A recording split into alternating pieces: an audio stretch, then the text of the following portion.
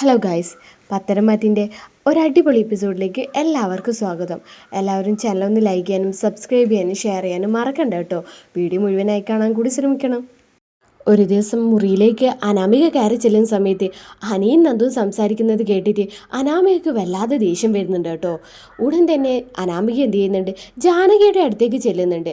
എന്നിട്ട് ജാനകിയോട് ചോദിക്കുന്നുണ്ട്, അമ്മേ, ഈ വീട്ടിൽ എനിക്ക് എന്തെങ്കിലും വിലയുണ്ടോ? വീട്ടിൽ പോട്ടെ, എൻ്റെ റൂമിൽ വിലയുണ്ടോ? ജാനകി ചോദിക്കുന്നുണ്ട്, എന്താ മോളെ, എന്താ പ്രശ്നം? എന്തിനാ മോളിങ്ങനെ ദേഷ്യപ്പെടുന്നത്? അമ്മേ, ആ അനിയോട് ഞാനൊന്ന് സംസാരിക്കാൻ പോയിട്ട് അവൻ എന്നോട് സംസാരിക്കാനല്ല താല്പര്യം.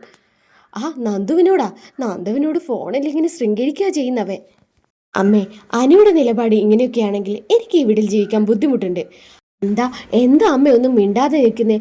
അമ്മക്കും ആ നന്ദുവിനെ ഇങ്ങോട്ടേക്ക് കൊണ്ടുവരണമെന്നാണോ മരുമകളായിട്ട്? എന്താ മോളെ നീ പറയുന്നത്? ഞാൻ ജീവിച്ചിരിക്കുന്നിടത്തോളം കാലം ആ നന്ദു ഈ വീട്ടിലെ മരുമകളായിട്ട് വരില്ല. അനാമിക മോള് തന്നെയായിരിക്കും എൻ്റെ മരുമകള്, അതിലൊരു സംശയമില്ല. എന്നാ അമ്മ എത്രയും പെട്ടെന്ന് അനിയോട് ചെന്ന് ചോദിക്ക്, അവളുമായിട്ട് എന്തിനാ ഇങ്ങനെ ശൃംഗരിക്കുന്ന ദിവസമെന്ന്. ആ മോളെ, ഞാൻ ഇപ്പം തന്നെ അവൻ്റെ റൂമിലേക്ക് പോയി ചോദിക്കാം. ഉടൻ തന്നെ ജാനകി എന്ത് ചെയ്യുന്നുണ്ട്, അനിയുടെ റൂമിലേക്ക് പോകുന്നുണ്ട്. എന്നിട്ട്, എടാ അനി, നീ ആരോടാ ഈ ഫോണിൽ സംസാരിക്കുന്നേ? ഫോൺ വെക്കടാ എന്ന് പറയുന്നുണ്ട്.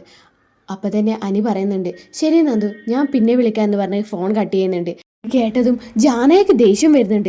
പിന്നെ വിളിക്കാന്നോ? എന്തിനാടാ അവളെ പിന്നെ വിളിക്കുന്നത്? അവളോട് നിനക്ക് എന്താ ഇത്രേ പറയാനുള്ളത്? താലി കെട്ടിക്കൊണ്ടുവന്ന നിന്റെ ഭാര്യ എവിടെയില്ലേ, അനാമിക മോള്? അവളോട് സംസാരിക്കാൻ പോലും നീ ഇത്രയ്ക്ക് സമയം കണ്ടെത്തുന്നില്ലല്ലോ. നിനക്ക് എത്ര മോശമുള്ള കാര്യമായിടാ.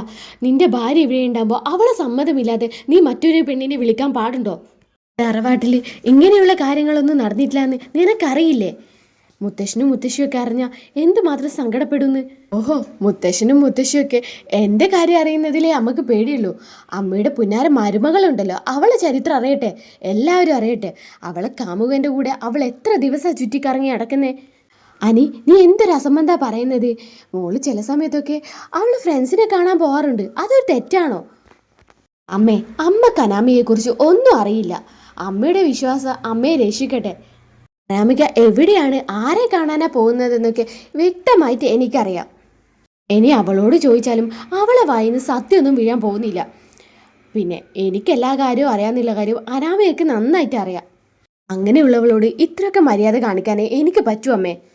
എന്നിട്ട് ജാനകി പറയുന്നുണ്ട്, എടാ, നന്ദുവിനെ ഇങ്ങോട്ടേക്ക് വിളിച്ചു കൊണ്ടുവരാമെന്ന് നീ ഒരിക്കലും പ്രതീക്ഷിക്കണ്ട എന്നും പറഞ്ഞുകൊണ്ട് ജാനകി റൂമിൽ നിന്ന് ഇറങ്ങി പോവാണ് കേട്ടോ.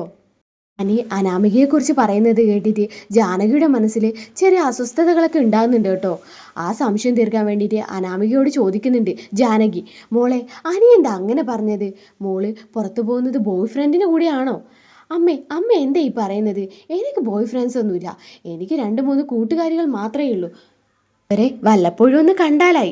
പിന്നെ ഞാൻ പ്രധാനമായിട്ട് പുറത്തു പോകുന്നത് ഷോപ്പിങ്ങിന് വേണ്ടിയിട്ടാണ്.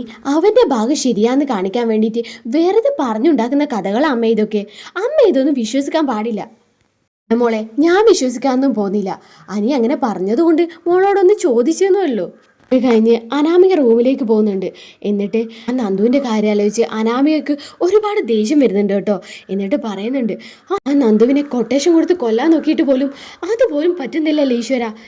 ഇനി അവൾ ട്രെയിനിങ്ങൊക്കെ കഴിഞ്ഞ് വന്ന് SI ആയിട്ടുള്ള അഹങ്കാരം കൂടി കാണണമല്ലോ. അവൾ SI ആകുന്നതിനേക്കാളും മുന്നേ തന്നെ എന്തെങ്കിലും അവൾക്കെതിരായിട്ട് ചെയ്യണം. അല്ലെങ്കിൽ എൻ്റെയും എൻ്റെ അച്ഛൻ്റെയും കാര്യമൊക്കെ പോക്കായിരിക്കും. പഴയ കേസൊക്കെ അവളെ കുത്തിപ്പൊക്കും, എനിക്ക് ഉറപ്പാ. എന്തായിരിക്കും അനാമിക ചെയ്യുക?